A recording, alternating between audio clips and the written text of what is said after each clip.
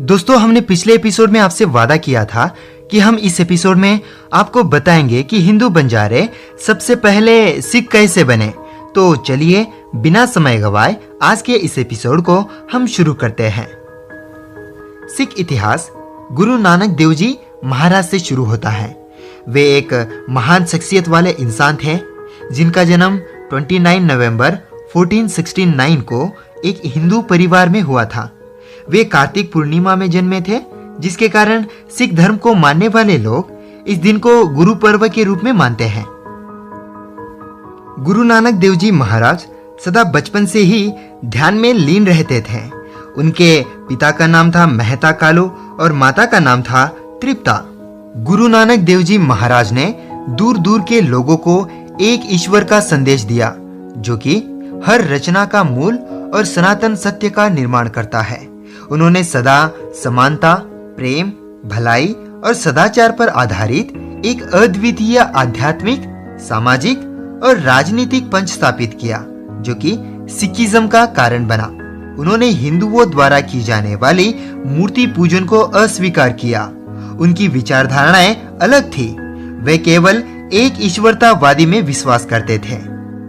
एक दिन सुखदीप सिंह जी भाई मानसुख को गुरु नानक देव जी से मिलवाते हैं और भाई मानसुख लाहौर के एक बड़े व्यापारी थे और भाई मानसुख बंजारों से नाता रखने वाले पहले इंसान थे जिन्होंने सिखिज्म को अपनाया था।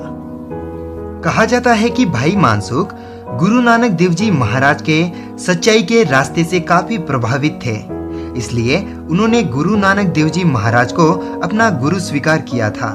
और गुरु नानक देव जी महाराज के समय काल में भाई मानसुख ने सिखिज्म को दुनिया भर में फैलाने के लिए एक अहम योगदान दी है। पहली उदासी समय काल में गुरु नानक देव जी महाराज का भेंट सैकड़ों तांडास के बंजारों से होता है। तभी से बंजारे इनके काफी क्लोज हुए। दोस्तों, गुरु नानक देव जी महाराज ने बंजारा शब्द का इस्तेमाल नहीं किया है। उन्होंने बंजारों को मर्चेंट फ्रेंड कहा है। भाई मानसुख ने गुरु के पवित्र वाणी को सुनाकर संगलीद्वीप के राजा शिवनाभ को सिखिज्म को अपनाने में मदद करी थी। 16वीं शताब्दी में गुरु अंगद देव जी, गुरु अमरदास जी और गुरु रामदास जी, इन तीनों गुरुओं ने भी बंजारों के योगदान के लिए अपने विचारधाराओं को गुरबानी में जाहिर की है। गुरु नानक देव जी महाराज के समय से ही कई बंजारे सिख विचारधाराओं के साथ में चलते रहे हैं। जैसे हम सब जानते हैं, 18वीं शताब्दी से पहले के इतिहास में भारत में बंजारे सबसे अमीर व्यापारी हुआ करते थे, जैसे लखीसा बंजारा, भीमा नायक, बाबा मक्कन शाह लुबाना और इत्यादि। वैसे ही बंजारों से नाता रखने वाले इतिहास में महान योद्धा होकर भी गए हैं, जैसे उदय सिंह, बचितर सिंह, भगवान दास, वल्लभ भत्ता।